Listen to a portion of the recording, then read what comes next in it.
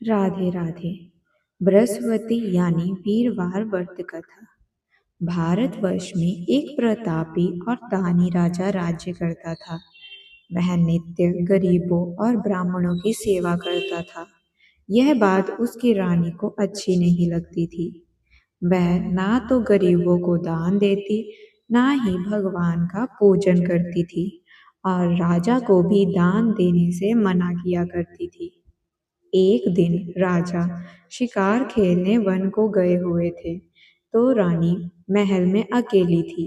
उसी समय बृहस्पति देव साधु वेश में राजा के महल में भिक्षा के लिए गए और भिक्षा मांगी।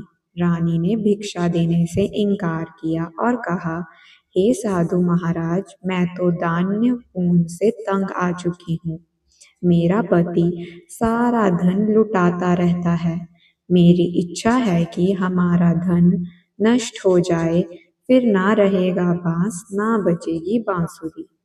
साधु ने कहा, देवी, तुम तो बड़ी विचित्र हो। धन संतान तो सभी चाहते हैं। पुत्र और लक्ष्मी तो पापी के घर भी होनी चाहिए। यदि तुम्हारे पास अधिक धन है तो भूखों को भोजन दो, प्यासों के लिए पाँव बनवाओ, मुसाफिरों के लिए धर्मशालाएं खुलवाओ। जो निर्धन अपनी कुंवारी कन्याओं का विवाह नहीं कर सकते, उनका विवाह करा दो। ऐसी और काम जिसके करने से तुम्हारा यश लोक और परलोक में फैलेगा। परंतु रानी पर उपदेश का कोई प्रभाव नहीं पड़ा। वह बोली, महाराज, आप मुझे कुछ ना समझाइए। मैं ऐसा धन नहीं चाहती जो हर जगह बांटती फिरूं। साधु ने उत्तर दिया, यदि तुम्हारी ऐसी इच्छा है तो तथास्तु।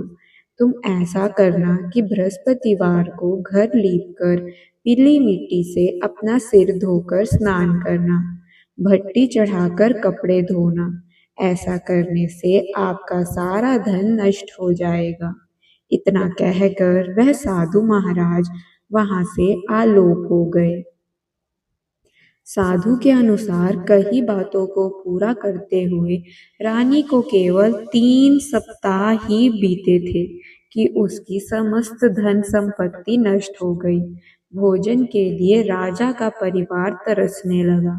तब एक दिन राजा ने रानी से बोला कि हे रानी, तुम यही रहो।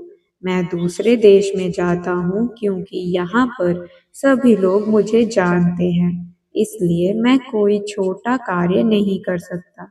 ऐसा कहकर राजा परदेश चला गया। वहां वह जंगल से लकड़ी काट कर लाता और शहर में बेचता। इस तरह वह अपना सारा जीवन व्यतीत करने लगा।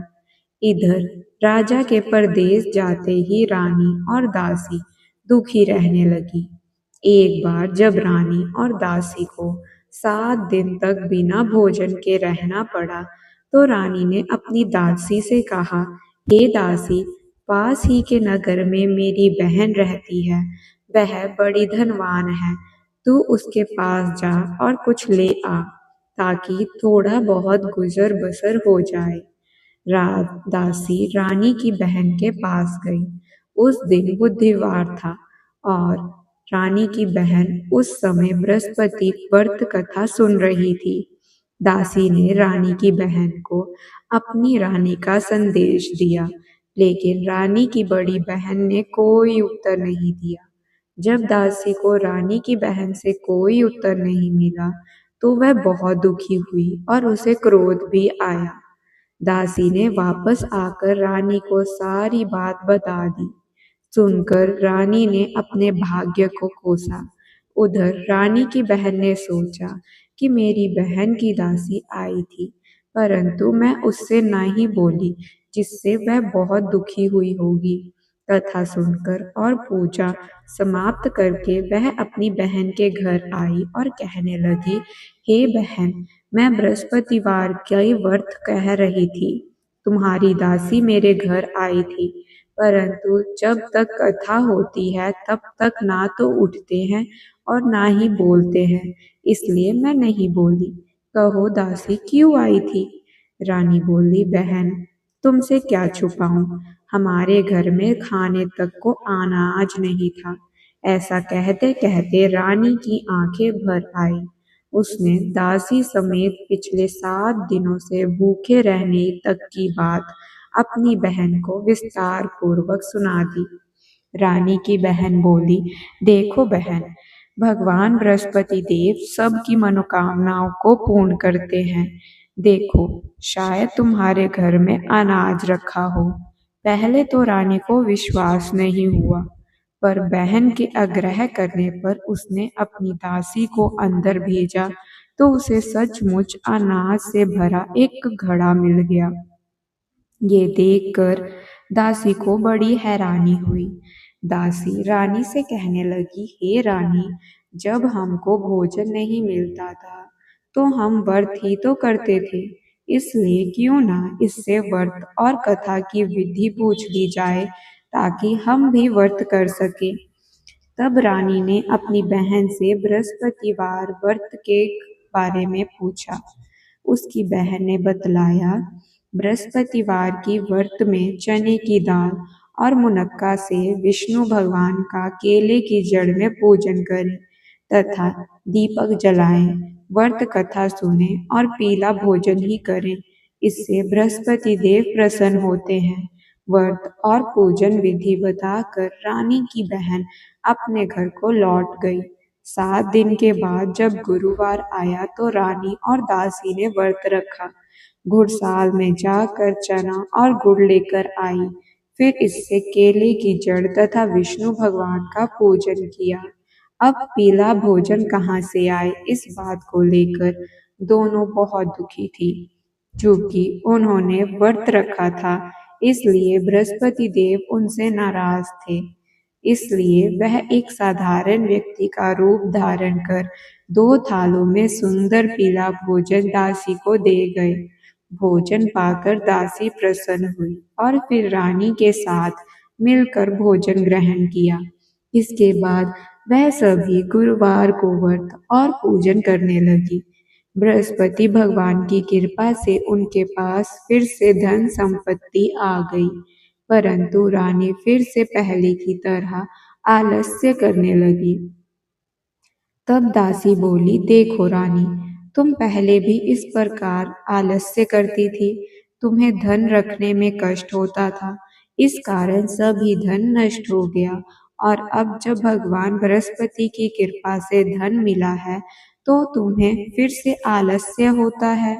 रानी को समझाते हुए दासी कहती है कि बड़ी मुसीबतों के बाद हमने यह धन पाया है, इसलिए हमें दान पुण्य करना चाहिए, भूखे मनुष्यों को भोजन कराना चाहिए और धन को शुभ खर्चों में कार्यों में खर्च करना चाहिए, जिससे तुम्हारे कुल का यश बढ़ेगा, स्वर्ग की प्राप्ति होगी और पितृ प्रसन्न होंगे। दासी की बात मानकर रानी अपना धन शुभ कार्यों में खर्च करने लगी, जिससे पूरे नगर में उनका यश फैलने लगा।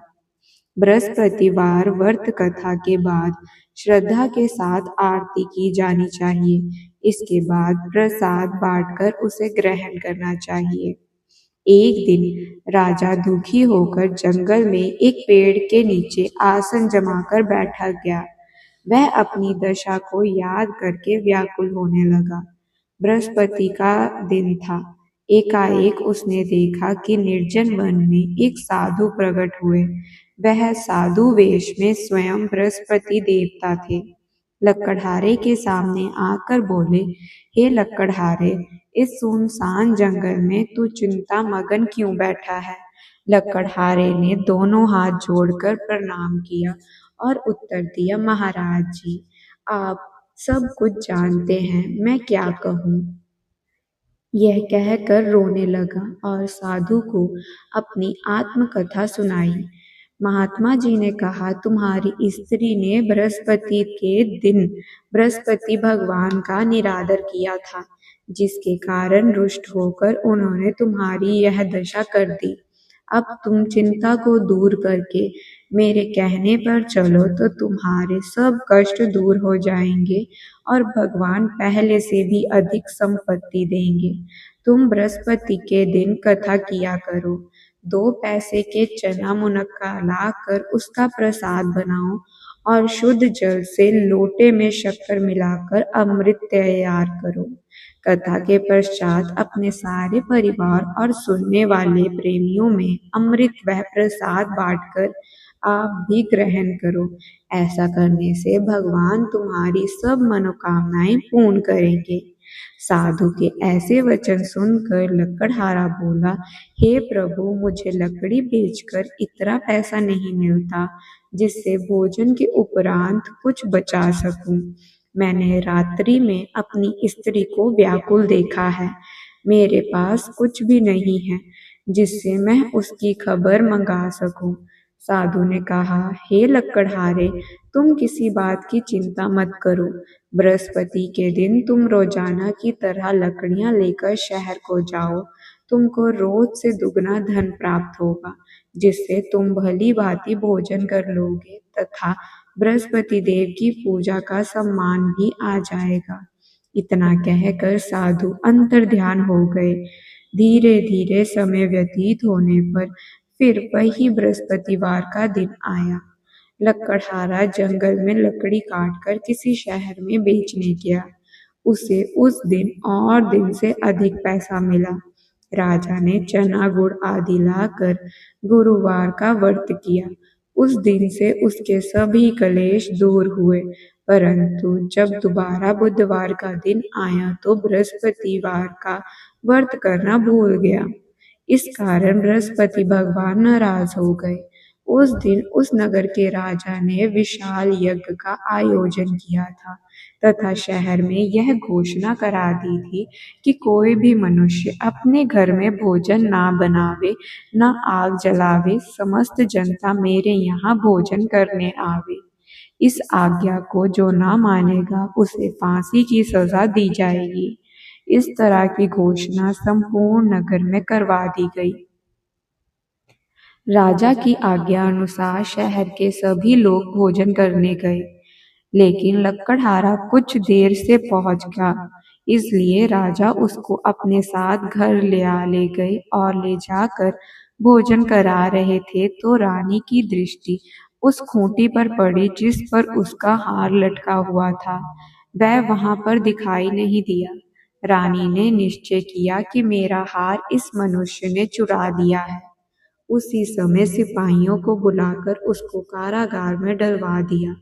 जब लकड़हारा कारागार में पड़ गया और बहुत दुखी होकर विचार करने लगा कि ना जाने कौन से पूर्व जन्म के कर्म से मुझे यह दुख प्राप्त हुआ है, और उसी साधु को याद करने लगा जो जंगल में मिला था। उसी समय तत्काल बृहस्पति देव साधु के रूप में प्रकट हुए और उसकी दशा को देखकर कहने लगे, अरे मूर्ख, तूने बृहस्पति देव की कथा नहीं करी, इस कारण तुझे दुख प्राप्त हुआ है। अब चिंता मत कर, बृहस्पति के दिन कारागार के दरवाजे पर 4 पैसे पड़े मिलेंगे। उनसे तू बृहस्पति देव की पूजा करना, तेरे सभी कष्ट दूर हो जाएंगे। बृहस्पति के दिन उससे 4 पैसे मिले। लकड़हारे ने कथा करी। उसी रात्रि को बृहस्पति देव ने उस नगर के राजा को स्वप्न में कहा, हे राजा, तुमने जिस आदमी को कारागार में बंद कर रखा है वह निर्दोष है, वह राजा है, उसे छोड़ देना। रानी का हार उसी खूंटी पर लटका है। अगर तू ऐसा नहीं करेगा तो मैं तेरा राज्य को नष्ट कर दूंगा। इस तरह रात्रि के स्वप्न को देखकर राजा प्रातःकाल उठा और खूंटी पर हार देखकर लकड़हारे को बुलाकर क्षमा मांगी और लकड़हारे को योग सुंदर वस्त्र आभूषण देकर विदा कर दिया। बृहस्पति देव की आज्ञा अनुसार लकड़हारा अपने नगर को चल दिया।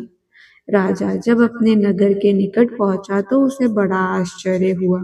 नगर में पहले से अधिक बाग, तालाब, कुएं तथा बहुत सी धर्मशाला, मंदिर आदि बन गई हैं। राजा ने पूछा, यह किसका बाग है और धर्मशाला है? तब नगर के सब लोग कहने लगे, यह सब रानी और बादी के हैं।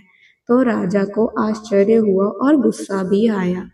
जब रानी ने यह खबर सुनी कि राजा आ रहे हैं तो उसने बादी से कहा, हे दासी, देख, राजा हमको कितनी बुरी हालत में छोड़ गए थे। हमारी ऐसी हालत देखकर वह लौट ना जाए, इसलिए तू दरवाजे पे खड़ी हो जा। आज्ञानुसार दासी दरवाजे पर खड़ी हो गई। राजा आए तो उन्होंने अपने साथ ले आई। तब राजा ने क्रोध कर कर अपनी रानी से पूछा कि यह धन तुम्हें कैसे प्राप्त हुआ। तब उन्होंने कहा कि हमें यह सब धन बृहस्पति देव के इस व्रत के प्रभाव से प्राप्त हुआ है। राजा ने निश्चय किया कि 7 रोज बाद जो सभी बृहस्पति देव का पूजन करते हैं, परंतु मैं प्रतिदिन दिन में 3 बार कहानी तथा रोज व्रत किया करूंगा। अब हर समय राजा के दुपट्टे में चने की दाल बंधी रहती तथा दिन में 3 बार कहानी कहता। एक रोज राजा ने विचार किया कि चलो अपनी बहन के यहाँ हो आऊं। इस तरह निश्चय कर राजा घोड़ी पर सवार हो अपनी बहन के यहाँ को चला गया। मार्ग में उसने देखा कि कुछ आदमी एक मुर्दे को लिए जा रहे थे। उन्हें रोक कर राजा कहने लगा, अरे भाइयों, मेरी बृहस्पति देव की कथा सुन लो। वह बोले, लो, हमारा तो आदमी मर गया है, इसको अपनी कथा की पड़ी है। परंतु कुछ आदमी बोले, अच्छा कहो, हम तुम्हारी कथा भी सुनेंगे। राजा ने दाल निकाली और जब कथा आधी हुई थी कि मुर्दा हिलने लग गया, और जब कथा समाप्त हो गई तो राजा राम राम करके मनुष्य उठकर खड़ा हो गया। आगे मार्ग में उसे एक किसान खेत में हल चलाता मिला। राजा ने उसे देखा और उससे बोला, अरे भैया, तुम मेरी बृहस्पतिवार की कथा सुन लो। किसान बोला, जब तक मैं तेरी कथा सुनूंगा तब तक 4 हरिया जोत लूंगा। जा अपनी कथा किसी और को सुनाना। इस तरह राजा आगे चलने लगा। राजा के हटते ही बैल पिछड़ कर खाकर गिर गया तथा किसान के पेट में बड़ी जोर का दर्द होने लगा। उस समय उसकी माँ रोटी लेकर आई। उसने जब यह देखा तो अपने पुत्र से सब हाल पूछा और बेटे ने सभी हाल कह दिया तो बुढ़िया दौड़ी दौड़ी उस घोड़सवार के पास गई और उससे बोली, मैं तेरी कथा सुनूंगी, तू अपनी कथा मेरे खेत पर चलकर ही कहना। राजा ने बुढ़िया के खेत पर जाकर कथा कही, जिसके सुनते ही वह बैल उठ खड़ गए और किसान के पेट का दर्द भी बंद हो गया। राजा अपनी बहन के घर पहुंचा। बहन ने भाई की खूब मेहमानी की। दूसरे रोज प्रातःकाल राजा जागा तो वह देखने लगा कि सब लोग भोजन कर रहे हैं। राजा ने अपनी बहन से कहा, ऐसा कोई मनुष्य है जिसने भोजन ना किया हो? मेरी बृहस्पतिवार की कथा सुन ले। बहन बोली, हे भैया, यह देश ऐसा ही है कि पहले यहाँ लोग भोजन करते हैं, बाद में अन्य काम करते हैं। अगर कोई पड़ोस में हो तो देखाऊं। वह ऐसा कहकर देखने चली गई, परंतु उसे ऐसा कोई व्यक्ति नहीं मिला जिसने भोजन ना किया हो। अंत वहां एक कुम्हार के घर गई, जिसका लड़का बीमार था। उसे मालूम हुआ कि उसके यहाँ 3 रोज से किसी ने भोजन नहीं किया। रानी ने भाई की कथा सुनने के लिए कुम्हार से कहा तो वह तैयार हो गया। राजा ने जाकर बृहस्पतिवार की कथा कही, जिसे सुनकर उसका लड़का ठीक हो गया। अब तो राजा की प्रशंसा होने लगी। एक रोज राजा ने अपनी बहन से कहा कि हे बहन, हम अपने घर को जाएंगे, तुम भी तैयार हो जाओ। राजा की बहन ने अपनी सास से कहा। सास ने कहा कि हाँ, चली जा, परंतु अपने लड़कों को मत लेकर जाना, क्योंकि तेरे भाई की कोई औलाद नहीं। बहन ने अपने भैया से कहा, हे भैया, मैं तो चलूंगी पर कोई बालक नहीं जाएगा। राजा बोला, जब कोई बालक नहीं चलेगा तब तुम ही क्या करोगी? बड़े दुखी मन से राजा अपने नगर को लौट आया। राजा ने अपनी रानी से कहा, हम निर्वंशी हैं, हमारा मुख देखने का धर्म नहीं है और कुछ भोजन आदि नहीं किया। रानी बोली, हे प्रभु, बृहस्पति देव ने हमें सब कुछ दिया, वह हमें औलाद अवश्य देंगे। उसी रात को बृहस्पति देव ने राजा से सपन में कहा, हे राजा, उठ, सभी सोच त्याग दे, तेरी रानी गर्भ से है। राजा की यह बात सुनकर बड़ी खुशी हुई। 9वें महीने में उसके गर्भ से एक सुंदर पुत्र उत्पन्न हुआ। तब राजा बोला, हे रानी, स्त्री बिना भोजन के रह सकती है, पर बिना कहे नहीं रह सकती। जब मेरी बहन आवे तो उससे कुछ मत कहना। रानी ने सुनकर हाँ कर दिया। जब राजा की बहन ने यह शुभ समाचार सुना तो वह बहुत खुश हुई तथा बधाई लेकर अपने भाई के यहाँ आई। तभी रानी ने कहा, घोड़ा चढ़कर तो नहीं आई, गधा चढ़ आई है। राजा की बहन बोली, भाभी, मैं इस प्रकार नहीं कहती तो तुम्हें औलाद कैसे मिलती। बृहस्पति देव ऐसे ही हैं, जैसी जिसके मन की कामना है सभी को पूर्ण करते हैं।